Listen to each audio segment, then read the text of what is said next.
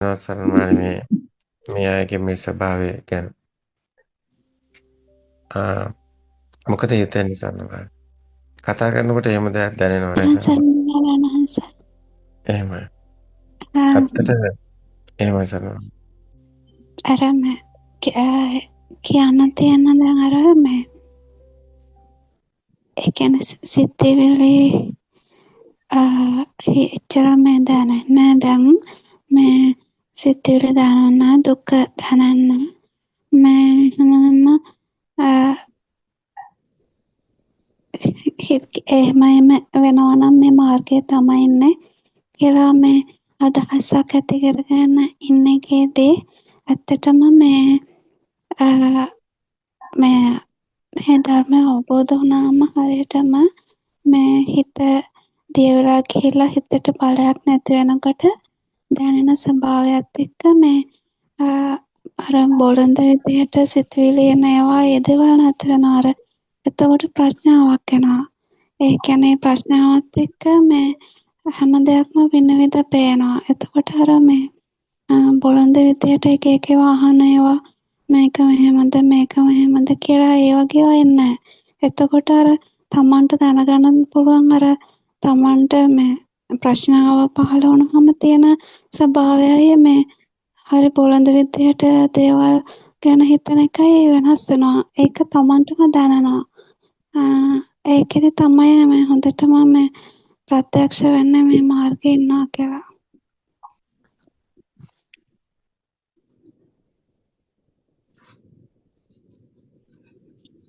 ඔව් ඒක හරි. අතර ගොඩක් වටිනවා සල්මානි මේ අදහස්. අතරම සල්මාට දැනෙන ඇති ආර්යයන්වස් කොයිතරම් ලොකු අභියෝගයක්ද ගන්න කියලා. ඒ කියන්නේ මේ නිවැරදි මාවත යා යුතු මාවත ලිපිනේ පෙන්නනවා කියන එක ලේසි නෑ.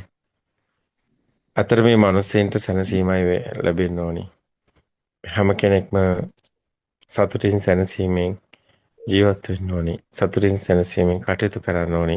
සත්‍ය අවබෝධ කරගෙන සත්‍ය වටහාගෙන සැනසීමෙන් සතුටින් නේද? කටයුතු සිද්ධ වෙන්න ඕනි.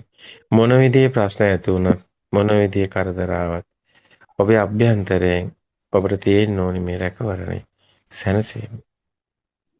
ඒ නිදහස. ඒක ලැබෙනවා. ඒකට ලොකු බලයක් එන්නේ නැහැ.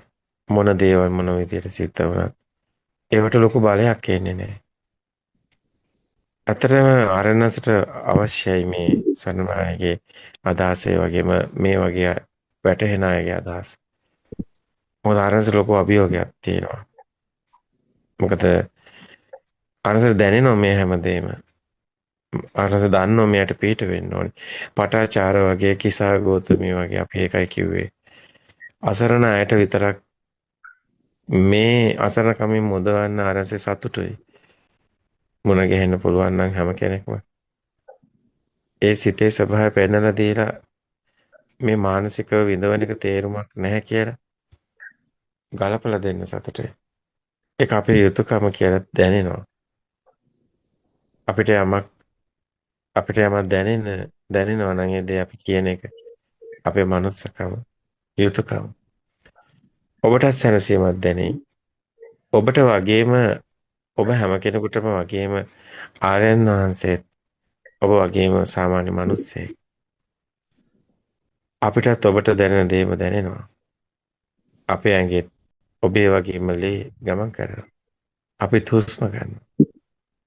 ඇත්තටම වෙනස තියෙන්නේ මේ අවබෝධය තුළ මොන විදිහේ දේවල් සිද්ධ වුණා. අතුලාන්තයෙන් තියෙනවා. ඒ හැම දෙයක්ම ඔරොත්තු දෙන ස්වභාවයක්. ඒ කියන්නේ කොන්ෆිඩන්ස් එකක්. ඒක වැඩි වෙලා තියෙන්නේ නැහැ. ඒකට ලොකු බලයක් එන්නේ නැහැ. හැබැයි අර ආයතන වල ස්වභාවයෙන් හැමදේම සිද්ධ වෙනවා. අර කෙනෙක් පුජ්‍යලයක් විඳවන ස්වභාවය ඇත්තටම ගිලිහිලා.